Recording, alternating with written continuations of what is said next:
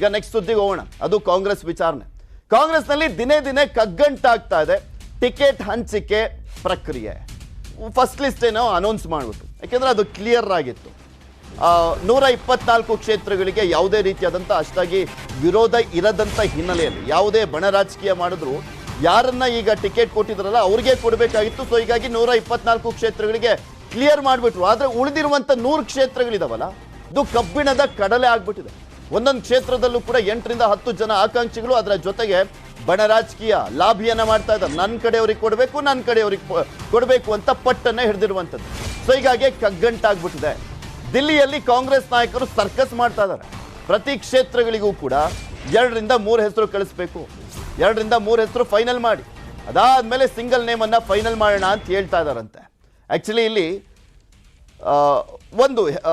ಈಗ 13ನೇ ತಾರೀಕು ರಿಸಲ್ಟ್ ಬಂದಂತ ಸಂದರ್ಭದಲ್ಲಿ ಇವ್ರ ಕಡೆಯವರಿಗೆ ಟಿಕೆಟ್ ಅನ್ನ ಕೊಡಿಸ್ಬಿಟ್ಟು ಶಾಸಕಾಂಗ ಸಭೆ ನಡೀಬೇಕಾದ್ರೆ ಹೆಚ್ಚಿನ ಶಾಸಕರ ಬೆಂಬಲವನ್ನ ಪಡ್ಕೊಳ್ಳುವಂತ ನಿಟ್ಟಿನಲ್ಲಿ ಈಗ ಲಾಬಿ ಶುರುವಾಗಿರುವಂತದ್ದು ಸೆಕೆಂಡ್ ಪಟ್ಟಿಯಲ್ಲಿ.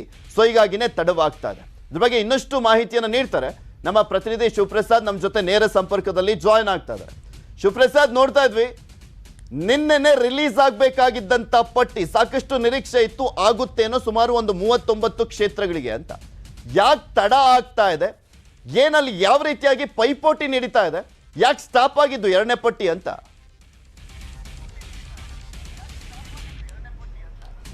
ಪೃಥ್ವಿರಾಜ್, ಒಂದ್ ಕಡೆ ನಾಯಕರು, ರಾಜ್ಯ ಕಾಂಗ್ರೆಸ್ ನಾಯಕರು ಹೇಳ್ತಾ ಇರುವಂತದ್ದು ಹೆಚ್ಚಿನ ಸಂಖ್ಯೆಯಲ್ಲಿ ಆಕಾಂಕ್ಷಿಗಳು ಅರ್ಜಿಯನ್ನ ಹಾಕಿದ್ದಾರೆ, ಅದಕ್ಕೋಸ್ಕರ 100 ಜನರ ಒಂದು ಟಿಕೆಟ್ ಅನೌನ್ಸ್ಮೆಂಟ್ ಲೇಟ್ ಆಗ್ತಿದೆ ಅನ್ನುವಂಥದ್ದು ಒಂದ್ ಕಡೆ ಆದ್ರೆ ಒಳಗಡೆ ನಡೀತಾ ಇರುವಂತದ್ದೇ ಬೇರೆ.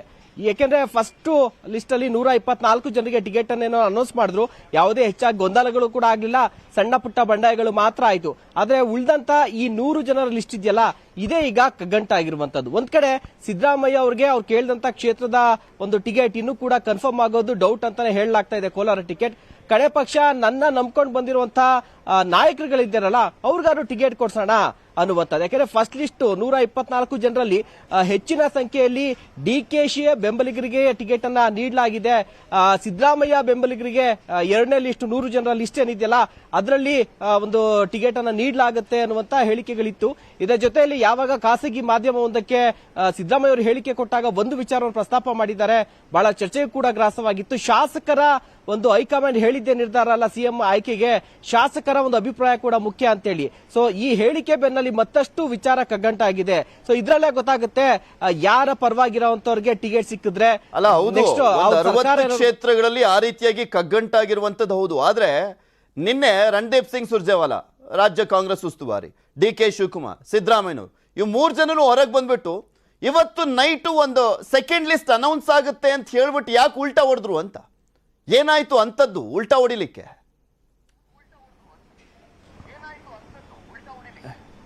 ಖಂಡಿತವಾಗ್ಲು. ಯಾಕೆಂದ್ರೆ ಪ್ರಿಯಾಂಕ್ ಇವತ್ತು ದಿನೇಶ್ ಗುಂಡೂರಾವ್ ಅವರು ಕೂಡ ಮಾತನಾಡ್ತಿದ್ರು, ನಿನ್ನೆ ಆಗಿರೋದು ಕೇವಲ 50 ಜನರ ಒಂದು ಟಿಕೆಟ್ ನ ಒಂದು ಫೈನಲ್ ಮಾತ್ರ ಆಗಿದೆ, ಉಳಿದಂತೆ ಇನ್ನೂ 50 ಕ್ಷೇತ್ರಗಳ ಒಂದು ಟಿಕೆಟ್ ಹಂಚಿಕೆ ಬಾಕಿ ಇದೆ ಅನ್ನುವಂತನ್ನ ಒಂದ್ ಕಡೆ ಕೆಪಿಸಿಸಿಯ ಮಾಜಿ ಅಧ್ಯಕ್ಷರಾದಂತಹ ದಿನೇಶ್ ಗುಂಡೂರಾವ್ ಹೇಳ್ತಾರೆ. ಆದ್ರೆ ನಿನ್ನೆ ಬಂದಂತಹ ನಾಯಕರು ಇವತ್ತು ಸಂಜೆ ಅನೌನ್ಸ್ ಆಗುತ್ತೆ ಅಂತ ಹೇಳಿದ್ರು, ಆದ್ರೆ ಇವತ್ತು ಕೂಡ ಮುಂದುವರೆದಿದೆ. ಈಗ ಆಲ್ರೆಡಿ ಒಂದು ಸಿಇಸಿ ಮೀಟಿಂಗ್ ನಡೆದು ತಿರ್ಗಾ ಈಗ 4:00 ಮತ್ತೆ ಮೀಟಿಂಗ್ ಕೂಡ ಸ್ಟಾರ್ಟ್ ಆಗುತ್ತೆ ಅನ್ನುವಂತ ಮಾತನ್ನ ಕೂಡ ಹೇಳಿದ್ದಾರೆ. ಇದ್ರ ಜೊತೆಗೆ ಮೊನ್ನೆ ಅಷ್ಟೇ ಬಿಜೆಪಿಯ ಒಂದು ಫೇಕ್ ಪಟ್ಟಿ ಬಿಡುಗಡೆ ಆಗಿತ್ತು, ಇವತ್ತು ಕಾಂಗ್ರೆಸ್ನ ಒಂದು ಫೇಕ್ ಪಟ್ಟಿ ಕೂಡ ರಿಲೀಸ್ ಆಗಿದೆ. 50 ಜನರ ಅಭ್ಯರ್ಥಿಗಳ ಒಂದು ಲಿಸ್ಟ್ ಅನ್ನು ಅನೌನ್ಸ್ ಕೂಡ ಮಾಡಲಾಗಿದೆ. ಅದಕ್ಕೆ ಡಿ.ಕೆ. ಶಿವಕುಮಾರ್ ಅವರು ಕೂಡ ಹೇಳಿದ್ರು, ಈಗ ಬಂದಿರುವಂತಹ 2ನೇ ಪಟ್ಟಿ ಅದು ಫೇಕ್ ಪಟ್ಟಿ, ನಾವ್ಯಾರು ಕೂಡ ಪಟ್ಟಿನ ರಿಲೀಸ್ ಮಾಡಲ್ಲ, ನಮ್ಮ ಹೈಕಮಾಂಡ್ ನಮ್ಮ ಒಂದು ಕಮಿಟಿ ಏನಿದೆಯಲ್ಲ ಆ ಕಮಿಟಿ ರಿಲೀಸ್ ಮಾಡ್ತಾರೆ, ಈಗ ಬರುವಂತ ಯಾವ ಪಟ್ಟಿಯನ್ನ ಕೂಡ ನಂಬೇಡಿ ಅನ್ನುವಂತ ಮಾತನ್ನ ಹೇಳ್ತಿದ್ದಾರೆ.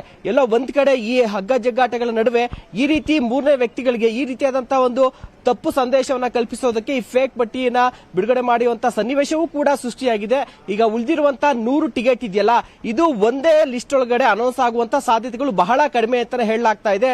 ಕೇವಲ ಒಂದು 70 ರಿಂದ 80 ಜನರ ಪಟ್ಟಿಯನ್ನ ಮಾತ್ರ ಈಗ ಬಿಡುಗಡೆ ಮಾಡಿ ಉಳಿದಂತ ಒಂದು 20 ರಿಂದ 30 ಕ್ಷೇತ್ರಕ್ಕೆ 3ನೇ ಪಟ್ಟಿಯನ್ನ ಬಿಡುಗಡೆ ಮಾಡುವಂತ ಸರ್ಕಸ್ ಅನ್ನ ಕಾಂಗ್ರೆಸ್ ಮಾಡುತ್ತಾ, ಅಥವಾ ಈ ಒಂದು ಮೀಟಿಂಗ್ ಏನು ನಿನ್ನೆನೆ ಅನೌನ್ಸ್ ಆಗಬೇಕಾಗಿತ್ತು, ಸೊ ಇವತ್ತು ಕೂಡ ಮುಂದುವರಿಸಿರುವಂತಹ ಹಿನ್ನೆಲೆಯಲ್ಲಿ ಇವತ್ತೇನೆ 100 ಜನರ ಒಂದು ಅಭ್ಯರ್ಥಿಗಳ ಪಟ್ಟಿಯನ್ನ ಬಿಡುಗಡೆ ಮಾಡುವಂತ ಸಾಧ್ಯತೆಗಳು ಕೂಡ ಇದೆ. ಆ ಒಂದು ಕಾರಣಕ್ಕೆ 70 ಜನರ ಪಟ್ಟಿಯನ್ನ ಬಿಡುಗಡೆ ಮಾಡಿ 3ನೇ ಪಟ್ಟಿ ಕಾಯೋದು ಬೇಡ, ಒಂದ್ ದಿವಸ ಲೇಟ್ ಆದ್ರೂ ಪರವಾಗಿಲ್ಲ, ಮೀಟಿಂಗ್ ಎಲ್ಲ ಮುಗಿಸ್ಬಿಟ್ಟು ಇವತ್ತೇ 100 ಜನರ ಪಟ್ಟಿಯನ್ನ ಬಿಡುಗಡೆ ಮಾಡೋಣ ಅನ್ನುವಂತ ತೀರ್ಮಾನಕ್ಕೆ ಕಾಂಗ್ರೆಸ್ ಬಂದಂತಿದೆ. ಇವತ್ತು ಸಂಜೆ ಬಿಡುಗಡೆ ಆಗುವಂತ ಸಾಧ್ಯತೆಗಳು ಇದೆ ಅನ್ನುವಂಥದ್ದು ಕಾಂಗ್ರೆಸ್ನ ಮೂಲಗಳಿಂದ ತಿಳಿದು ಬಂದಂತಹ ವಿಚಾರ. Prithviraj, okay, thank you Shivaprasad ನಿಮ್ಮೆಲ್ಲ ಮಾಹಿತಿಗಾಗಿ. ಆಕ್ಚುಲಿ ಕಾಂಗ್ರೆಸ್ನದ್ದು ಸೆಕೆಂಡ್ ಲಿಸ್ಟ್ ಅನೌನ್ಸ್ ಆಗಬೇಕಾಗಿತ್ತು 39 ಜನರದ್ದು ನಿನ್ನೆ. ಯಾಕಂದ್ರೆ ಅವರು 99 ಜನರ ಒಂದು ಪಟ್ಟಿಯನ್ನ ರಿಲೀಸ್ ಮಾಡುವಂತ ವಿಚಾರಕ್ಕೆ ಸಂಬಂಧಪಟ್ಟಂತೆ ಸಾಕಷ್ಟು ಚರ್ಚೆಯನ್ನ ಮಾಡ್ತಾ ಇದ್ದಾರೆ.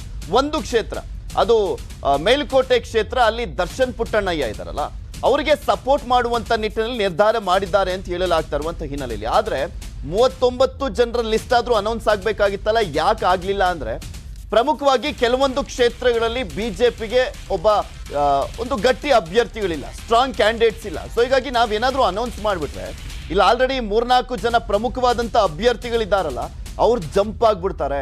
ಸೊ ಹೀಗಾಗಿ ಬಿಜೆಪಿಯ ಮೊದಲ ಪಟ್ಟಿ ರಿಲೀಸ್ ಆದ ನಂತರನೇ ನಮ್ಮ ಸೆಕೆಂಡ್ ಪಟ್ಟಿಯನ್ನ ರಿಲೀಸ್ ಮಾಡೋಣ ಅನ್ನುವಂತ ನಿಟ್ಟಿನಲ್ಲಿ ಕೆಲವು ಹಿರಿಯ ನಾಯಕರು ಸಲಹೆಯನ್ನ ಕೂಡ ಕೊಟ್ಟಿದ್ದಾರೆ ಕಾಂಗ್ರೆಸ್ಗೆ ಅಂತ ಹೇಳಲಾಗ್ತಾ ಇದೆ. ಆ ಕಾರಣಕ್ಕೋಸ್ಕರನೇ 39 ಜನರ ಲಿಸ್ಟ್ ಅನೌನ್ಸ್ ಆಗಲಿಲ್ಲ ನಿನ್ನೆ. ಅದರ ಜೊತೆಗೆ ದೊಡ್ಡ ಲಾಬಿ ನಡೀತಾ ಇದೆ, ಅಲ್ಲಿ ಬಣ ರಾಜಕೀಯ ನಡೀತಾ ಇರುವಂಥದ್ದು, ಅದು ತಾರಕಕ್ಕೇರಿದೆ. ಬಿಕಾಸ್ ಅವರವ್ರ ಕಡೆಯವರಿಗೆ ಕೊಡಿಸ್ಕೊಳ್ಳುವಂತ ನಿಟ್ಟಿನಲ್ಲಿ ಅದಾದ್ಮೇಲೆ ಬೇಕಿದ್ರೆ ಮುಖ್ಯಮಂತ್ರಿ ಪದವಿ ಅನ್ನುವಂಥದ್ದು ಈಸಿ ಆಗುತ್ತಲ್ಲ. ಸಿದ್ದರಾಮಯ್ಯನವ್ರು ಸ್ಟೇಟ್ಮೆಂಟ್ ಕೊಟ್ರಲ್ಲ, ಇಲ್ಲಿ ಹೈಕಮಾಂಡ್ ಎಲ್ಲ ಆಯ್ಕೆ ಮಾಡೋದು ಮುಖ್ಯಮಂತ್ರಿಯನ್ನ, ಶಾಸಕರ ಆಯ್ಕೆ ಮಾಡ್ತಾರೆ, ಹೊಸದಾಗಿ ಆಯ್ಕೆ ಆಗಿ ಬಂದಂತ ಶಾಸಕರು ಅಂತ ಹೇಳಿರುವಂತ ಹಿನ್ನೆಲೆಯಲ್ಲಿ ಆ ಶಾಸಕರ ಪವರ್ ತುಂಬಾ ಇಂಪಾರ್ಟೆಂಟ್ ಆಗುತ್ತೆ. ಸೊ ಹೀಗಾಗಿನೇ ಅವರವರ ಬಣದ ಅಂದ್ರೆ ಅಭ್ಯರ್ಥಿಗಳಿಗೆ ಒಂದು ಟಿಕೆಟ್ ಅನ್ನ ಕೊಡಿಸುವಂತ ನಿಟ್ಟಿನಲ್ಲಿ ಹಗ್ಗ ಜಗ್ಗಾಟ ನಡೀತಾ ಇದೆ. ಅದೇನಾಗುತ್ತೆ ಅನ್ನುವಂಥದ್ದನ್ನ ಕಾದ್ ನೋಡ್ಬೇಕಾಗಿದೆ. ಇದು ಇವತ್ತಿನ ಚುನಾವಣಾ ಚದುರಂಗ. ನಾಳೆ ಮತ್ತಷ್ಟು ಸುದ್ದಿಗಳನ್ನ ಅಂದ್ರೆ ರಾಜಕಾರಣದ ಸುದ್ದಿಗಳನ್ನ ನಿಮ್ಮ ಮುಂದೆ ತಗೊಂಡ್ ಬರ್ತೀವಿ, ಚರ್ಚೆಯನ್ನ ಮಾಡ್ತೀವಿ, ಮಾಹಿತಿಯನ್ನ ಕೊಡ್ತೀವಿ, ಅದರ ಜೊತೆಗೆ ವಿಶ್ಲೇಷಣೆಯನ್ನ ಮಾಡ್ತೀವಿ.